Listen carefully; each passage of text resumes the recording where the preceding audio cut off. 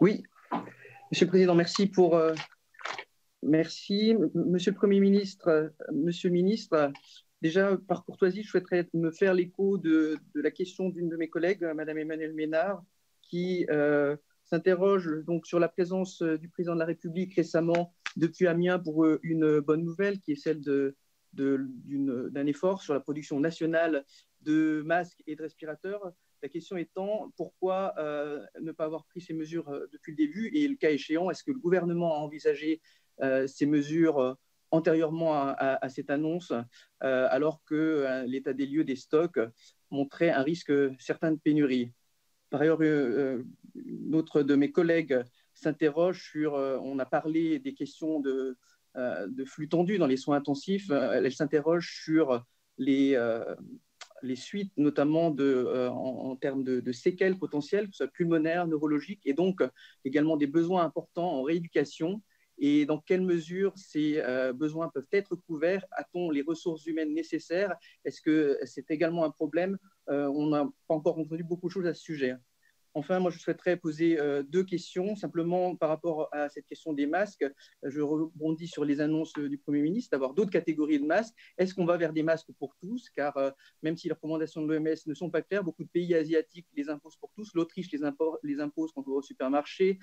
D'autres pays, comme la République tchèque, le fait. Et on sait que c'est dans le nez qu'il y a un grand nombre de récepteurs par lesquels le virus entre dans l'organisme. Donc, est-ce qu'on va vers ça progressivement dans le cadre du déconfinement? Enfin, par rapport au traitement, moi, je souhaiterais entendre de manière claire ce qu'on pense sur l'utilisation du protocole du professeur Raoult de l'hydroxychloroquine et de l'azithromycine.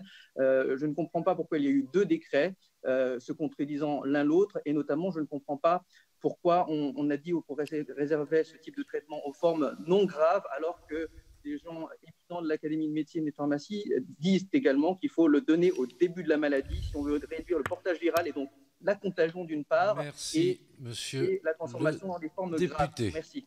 Merci. Merci beaucoup.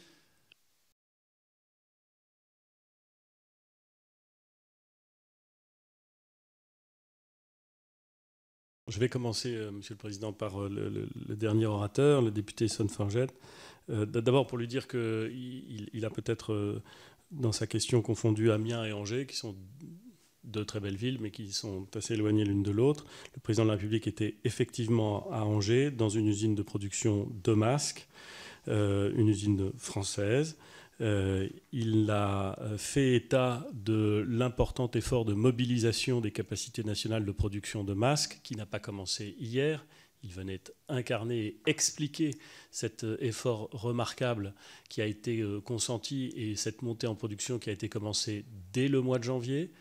Je le dis parce que cette entreprise et la façon dont elle a augmenté ses capacités de production est exemplaire. Elle l'a fait grâce à du prêt de main-d'œuvre, d'autres salariés du bassin économique qui ont choisi de permettre l'augmentation des capacités de production de cette entreprise plutôt que d'être placés en chômage partiel.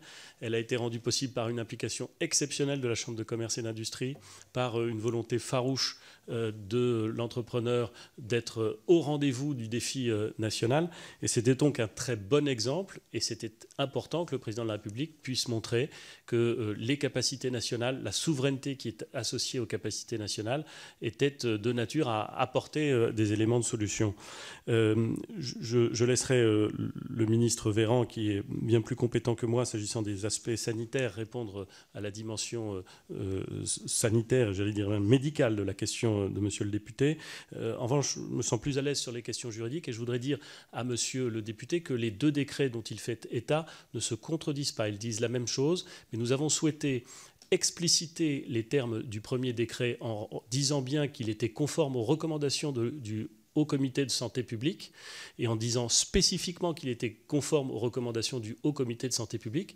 Le dispositif juridique n'a donc pas changé, mais le simple fait que monsieur le député indique que les deux décrets n'étaient pas dans le même sens montre bien la nécessité qu'il a fallu de préciser que le premier décret reprenait spécifiquement et explicitement et complètement les recommandations du Haut Comité de la santé publique. Et il se trouve, monsieur le député, qu'un certain nombre de lecteurs, peut-être un peu enthousiastes ou peut-être trop inattentif, avait lu le premier décret comme quelque chose qui disait l'inverse, ils avaient pensé que ce décret autorisait l'utilisation de telles molécules dans toutes les circonstances, ce qui n'était pas le cas puisqu'ils reprenaient très exactement les recommandations du Haut Comité de santé publique. Je me permets de le préciser, ce qui veut dire que le dispositif juridique n'a pas changé, il a été précisé peut-être, mais il n'a pas changé et il est parfaitement conforme aux recommandations en question.